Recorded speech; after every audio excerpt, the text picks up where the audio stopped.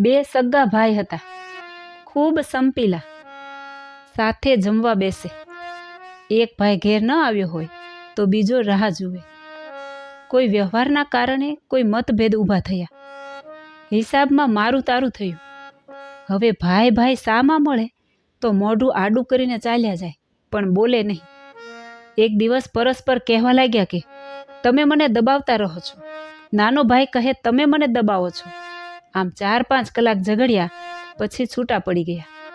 જ્યારે મગજમાંથી ગરમી ઓછી થઈ ત્યારે મોટા ભાઈને વિચાર થયો કે ગમે તેમ હોય, હું મોટો, એ મારો નાનો ભાઈ છે.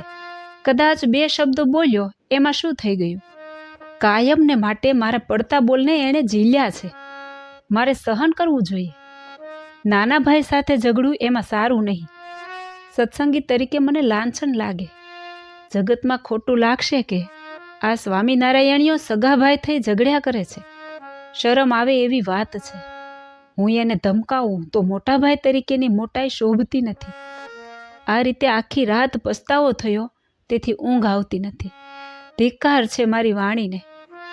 અસ્ય ગૃહે સમૃદ્ધિ સ્યાત સ્નેહ સ્યાત ન મતિભ્રમઃ તસ્ય ગૃહમ સદા ધન્યમ સ્વર્ગ સદૃશ્યમેવ ચ. અર્થ, જેના ઘરમાં સંપત્તિ હોય, સ્નેહ હોય અને મતભેદ ન હોય, તેનું ઘર સદા ધન્ય હોય છે અને તે સ્વર્ગ સમાન હોય છે. બીજું તો બધું ઠીક, પણ મારા ઈષ્ટદેવ પણ મારી ઉપર નારાજ થશે. આખી રાત રડતા રડતા પસાર કરી. સવારે વહેલા ઉઠ નાહી ધોઈ માનસી પૂજા કરવા બેઠો ત્યારે પ્રભુને પ્રાર્થના કરી, હે પ્રભુ, તમે કહ્યું છે કે કોઈને દુભવવો નહીં. આજે તો મેં મારા નાના ભાઈને દુભવ્યો છે, ધીરજ ગુમાવીને ધમાલ કરી છે. હવે પ્રભુ, મને એવી સદ્બુદ્ધિ દેજો કે કોઈ મારા જીવનથી દુઃખી ન થાય અને રડવું ન પડે. આમ કરતાં આંખમાં આંસુ ભરાઈ આવ્યા. ભગવાન અંતરનો નાદ સાંભળી તરત તેની પાસે આવ્યા અને માથા ઉપર હાથ પધરાવ્યો. અરે ઓચિંતો મારા માથા ઉપર કોણે હાથ મૂક્યો? જ્યાં નજર કરી ત્યાં પ્રગટ પુરુષોત્તમ સ્વામિનારાયણ ભગવાનના દર્શન થયા. ભગતે ચરણમાં મસ્તક ધરીને દંડવત પ્રણામ કર્યા.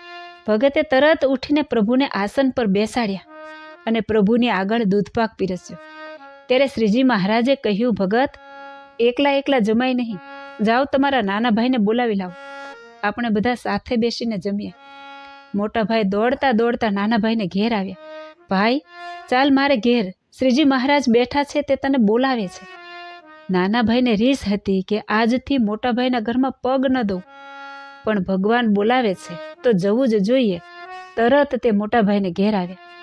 શ્રીજી મહારાજે 2 ભાઈને બાજુમાં બેસાડીને કહ્યું, તમે 2 સગા ભાઈ થઈને ઝઘડા કરો છો, તે સત્સંગીને શોભે નહીં. આ દૂધપાક અમને નહીં ભાવે. અસ્ય ગૃહે સમૃદ્ધિ સ્યાત સ્નેહ સ્યાત ન મતિભ્રમઃ. અમને તો જેના ઘરમાં સંપ હોય, સ્નેહ હોય, મતભેદ ન હોય, તેના ઘરનું ભોજન ભાવે. તમે સમજુ થઈને અરસપરસ વેરઝેર શા માટે ઊભા કરો છો? નાની સૂની વાતમાં વેરના બીજ શા માટે વાવો છો? તમે અમારા ભગત છો.